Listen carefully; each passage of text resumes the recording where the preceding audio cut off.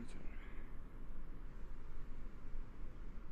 This is a bit of a breakdown for Stijn Windig, right?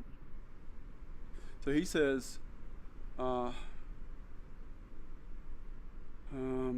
about the bounding box, the voxel space, which is, I frequently find myself needing to sculpt the outside of the box because I've gone overboard and sculpted past the edges. The resize tool in the menu simply scales the whole box, so how do I either make the box bigger or sculpt a layer smaller?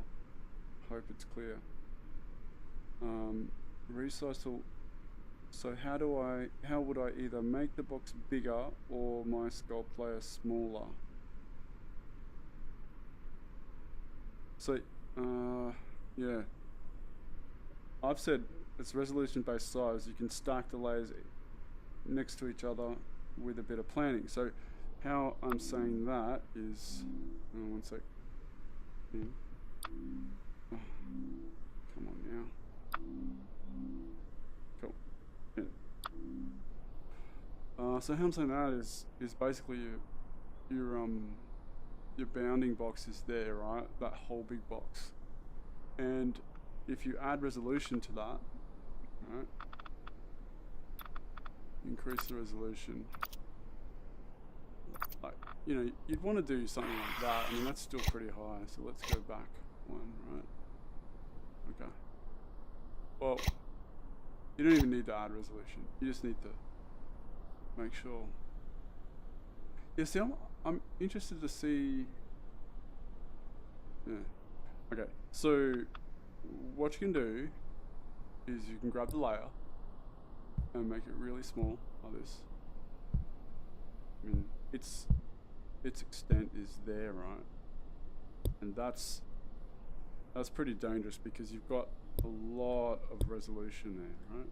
And if we zoom into that box again and make our brush big, we're actually at the highest resolution of the voxel box, right? We can draw up here, and you can see it's lagging, right? So if we decrease its resolution, right, and decrease, it's going to get bigger. It's kind of like a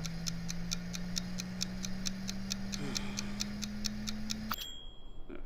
It's a bit counterintuitive to be doing it like that. The way I've done it before with this kind of thing is start with a new. I'm sorry if this is a little bit sort of, you know, kind of scattered in a sense, but what I've done before is I've grabbed the box, right, like this, and let's say about that big, and I've used, say, like angle snap and line, and let's say we wanted to put mirror on. Where's the mirror plane? It's really small, right? Let's say we wanted to go in here and draw a line all the way out to the edge, like that, and all the way out to the edge here. There, right? So you got yourself like the biggest, as you might say, like the biggest an extent, right? What I've done before is I've gone here and I've zeroed it out. Oh, it says it's 0.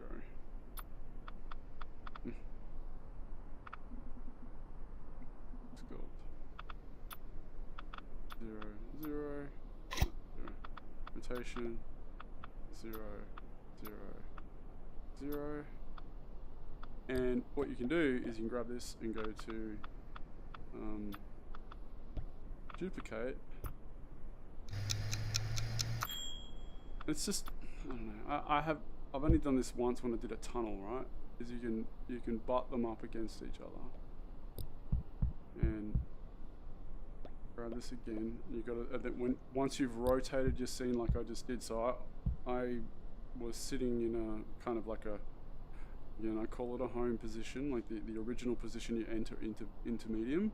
But once you start rotating the scene, you've got to now think about this is now on a local axis with the sculpt, right? So your sculpt layer. So have a look at what happens with the transform gizmo. That's off center. Now if we change it to sculpt, that's now on a sculpt layer, you know, aligned to the sculpt. If we duplicate that again and move it, we can then keep moving along the line.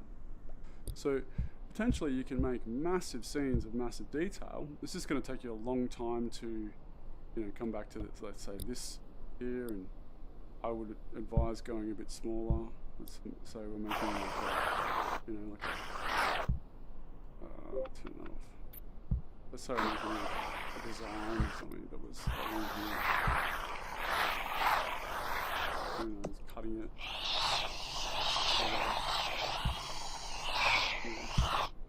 Making the hyperloop. Yeah, so that's how you can stack them. There's no problem doing that. It's just really clunky. Like you're going to end up being, like you're going to end up, because you have to scale it down in order to get to the edges. As soon as you start scaling it down, you're actually going into really high resolution. When you're up around here, as you can see, if I start sculpting, it's pretty smooth. But if I scale it right down and make my brush really big, I don't really want to do it, but I know that it's going to lag because you're at highest, like this is when I said based on size, resolution based on size. So here is really high resolution. Here is pretty much, you know, the default size. You used to be able to tell with the mirror plane, what was going on with that. But that will get bigger, like the mirror plane starts to get really, really big. So it doesn't give you a very good representation of what type of resolution you're at. It would be good to have a layer next to a layer here on the outliner. Be good to have on the outliner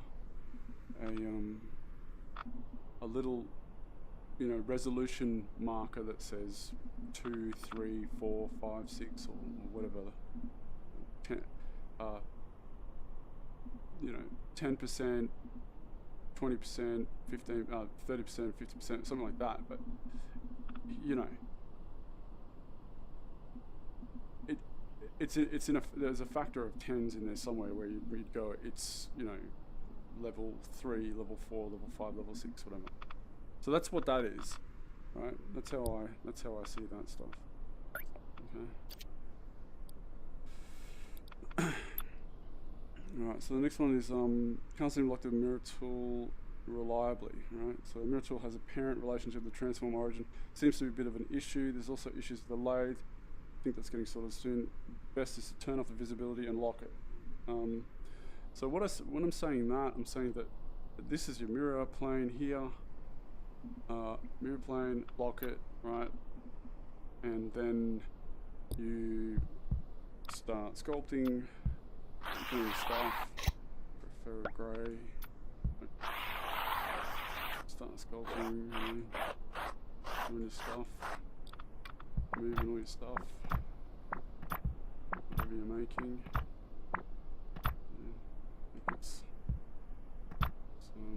I'm pretty much going back to my alien phase now. I need to start to build different characters.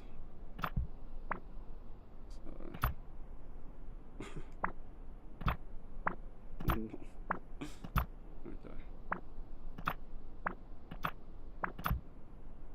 Anyway, so you've got a design, and then your mirror plane is locked. You can select this, but you're moving it away from the mirror plane. Like that's moving it away from the mirror plane. So if you've done that, and you start to sculpt again,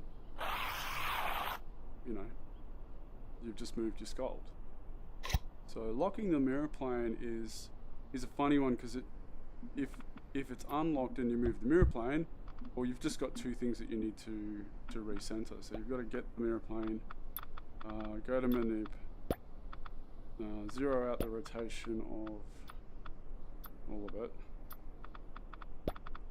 zero the X out and the Y, and you got to do the same thing to your sculpt as well. So zero out the X.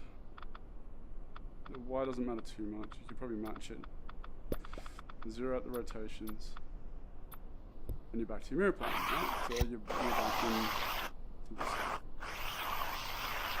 Right. Now, I mean, that's really all I can say with that stuff is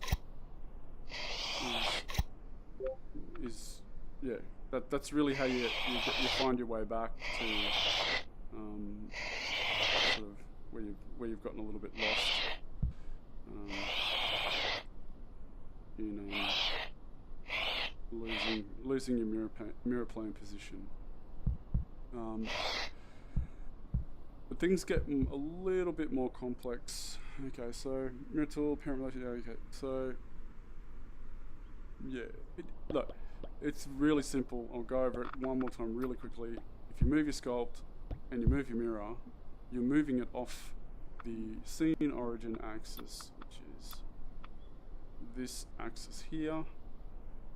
Alright, if we go back. No, I lie, because the scene origin has nothing to do with the center. It's really the sculpt center. You can't actually visualize that. So that's one of the things that's happening at the moment, which is confusing. Is you can see this quite visibly, that when you move your scene around like this, and you move your sculpt around as well, it becomes a little bit hard to understand what's going on. Right? World, object. Oh, it's in object. So sculpt object, right? The mirror is in the object's transform and rotation axis. The scene origin visualization, scene origin settings. Scene origin is what's confusing everything, and I've gone over this before, but I'm going to go over it again in another video, answering another question, or going through another discussion. Is when you hit lathe, things go weird, but we'll talk about that later. So yeah, so to bring everything back to mirror center, just zero it out, you know, zero this out here. Mirror plane, manip, 0, 0,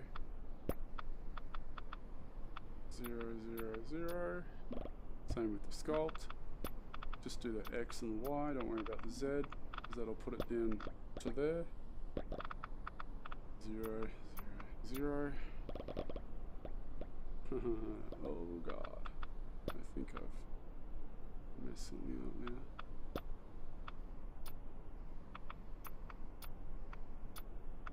Yep, I'm lost now.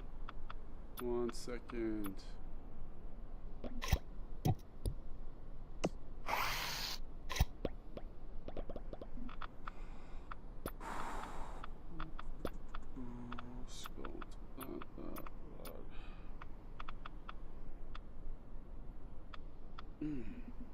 Wow.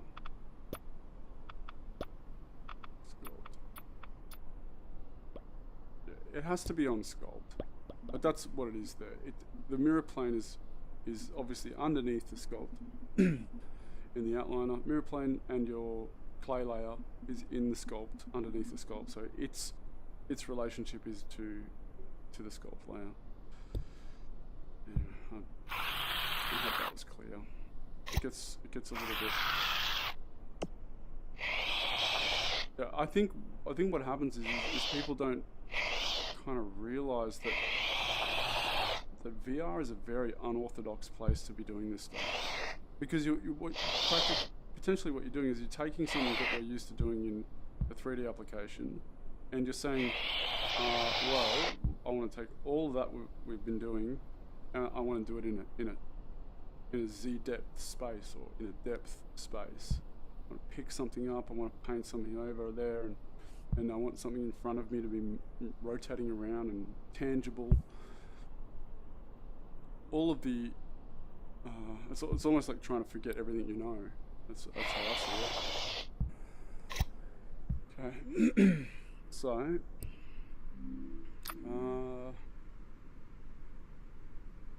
okay, the move tool, when I set the elastic is really slow, disrupting workflow, 2080.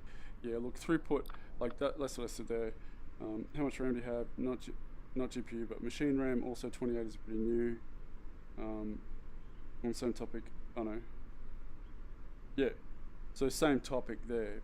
SLI makes it slower, data throughput limits. So I read something somewhere which was basically all the sensors and all the data that's being pushed through at the same time with the head tracking and sensor tracking through USB 3, all that data throughput is talking back and forth in real time at 90 frames a second. So if you can kind of imagine when you get an intensive task like a move tool, which the normal move tool is good because it's super quick based on the resolution. If we up the resolution of this, resolutions increase, you know, it gets a tiny little bit slower with the normal move tool, but the elastic is where it needs to think, right?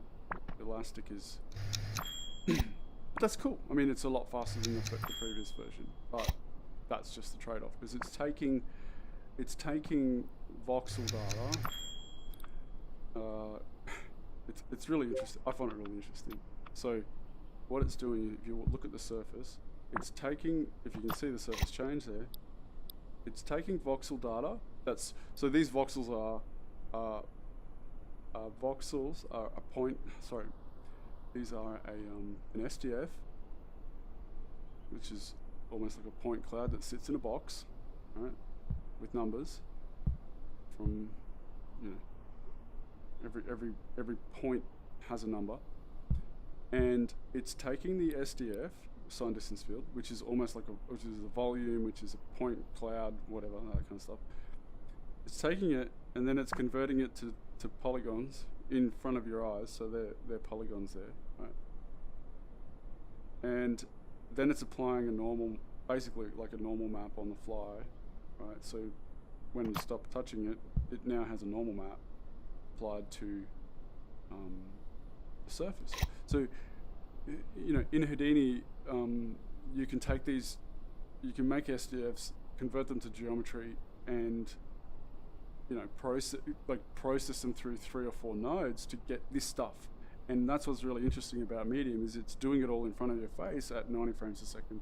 So a little bit of lag when it comes down to, you know, oh no, sorry. A little bit of lag when it comes down to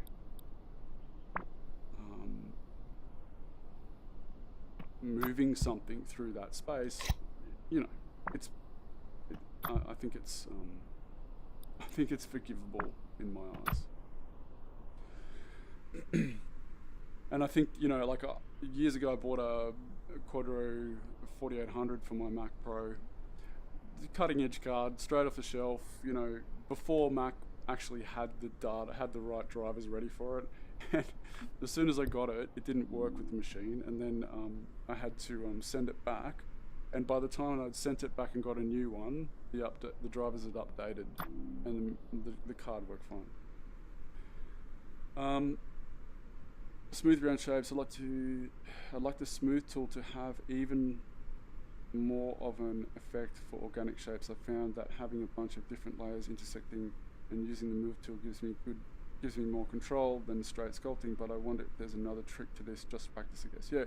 Well, you know, as you can see with Geo's stuff at the moment, like he's showing, you know, he's showing the community and us, like, as a professional sculptor and industry, you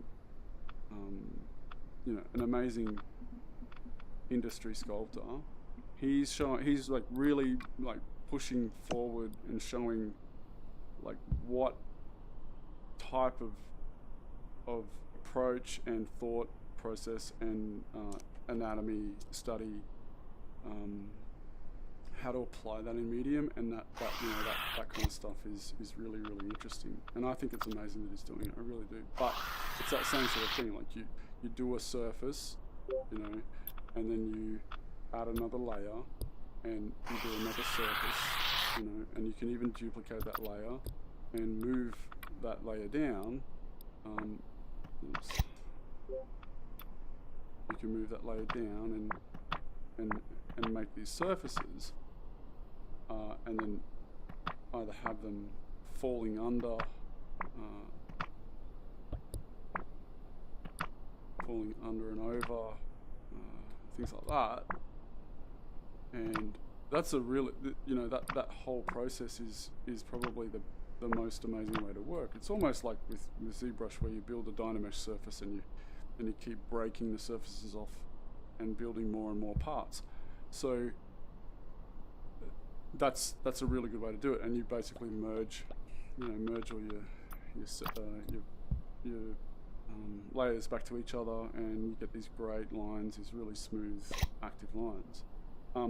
The other way you do it is I think what I did there was the same sort of thing. Is you use steady stroke, and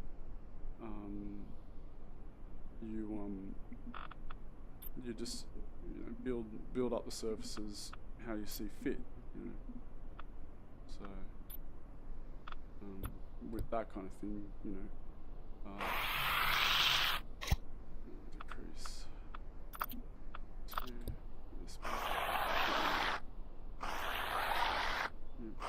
You use steady stroke to do the same sort of thing and build up. You can do things like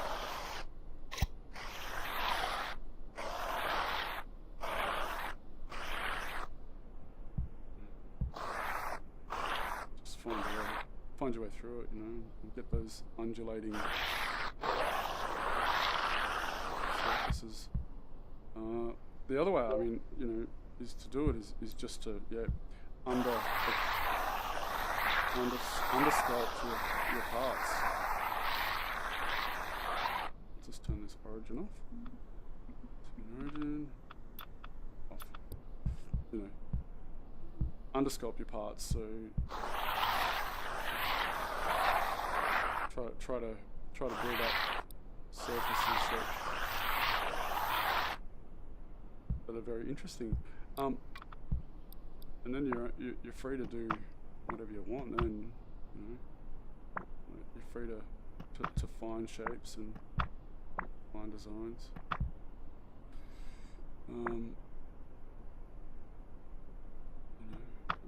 But the refinement, you know, the change, you know, don't change the way you change. What's the other saying? Don't change the way you work, change the way you think. So that's the kind of thing that's happening here. Is it's changing the way you think. When with ZBrush you're like, oh, I build a surface, then I upres it. I build a surface and I upres it. I build a surface and I upres it. Well, you know, with medium it's very different, where you can build a surface and keep adding detail, subtracting detail, cutting parts, trying to just. I think it's you know, still a very it's a very foreign piece of software to people, because it really deals with, like I said, it's dealing with a process that we're all not used to. We're all used to saying, oh, I can retopologize this or whatever, you know. But anyway, enough rambling. Next one was something happened. Export resolution. I don't understand this one. I export an FBX, which I load into ZBrush for decimation or render for Blender. In ZBrush, I might have 5 million polygons, but when I import that same mesh into Blender, there's about twice as many polygons. Okay, so ZBrush reads your polygons at 5 million, but then Blender is what is reading, you know, like, is it a confusion between you're reading how many faces you've got and Blender's reading your polys? Or like, why would the number differ? Yeah. So yeah, and like I said, so when you export a mesh from Medium, it's almost like this. It's like a dual mesh. It's all the voxel banding. You'll see the voxel banding in it, but it's basically taken this shape and it's just spat it back out the other end, based on your layer resolution, and you get a very, very good representation of what you've got, but it'll still look a little bit different to what you're seeing in here, because it's gone and converted it, you know, basically stripped out the normal maps and things like that. The smoothing that you're seeing here, when you see it in ZBrush, you see it as a little bit harder. I think it's pretty much one-to-one. Like, I've seen details on Medium sculpts that transfer straight across to ZBrush. But I do know that ZBrush doesn't really like it, because I think of like the normal voxelization that Dynamesh does, or the way Dynamesh treats geometry is it's really ruthless. It just says Dynamesh this at this algorithm, and then I think what happens with Medium is it spits out a decimated mesh with a different algorithm, and so when it comes into ZBrush, it seems to lag a little bit. But like I said, what I do is I basically take a decimated Medium mesh, and then I duplicate it, Dynamesh it, and reproject it back to the Dynameshed version, and then I duplicate the original Medium version. But I think you could ask Bayrate, but I think 3D Coat will take the Medium sculpts with a lot more like sort of heavy-handed. It just takes it because I think it's talking in the same language, you know. So yeah, yeah. I hope that's helped. Yeah, that's about as much as I can say. And I think what was really good was what sorry, one sec. What Dave Farrell was saying was, you know, that's the stuff I'm saying up there, which is, you know, throughput 28 is pretty new and things like that. So what you're expecting is cool, and I think we all have those expectations, and there are some learning curves, but you know, I think you can ask anyone about how I see Medium. I love to just jump in, and if anyone's got any issues, I love to jump in and try to solve them or make them easier or easier to understand. So it doesn't bother me. You know, I don't know that. I don't know it backwards. I know a lot about it, but maybe I do. Anyway, cool. Cut there.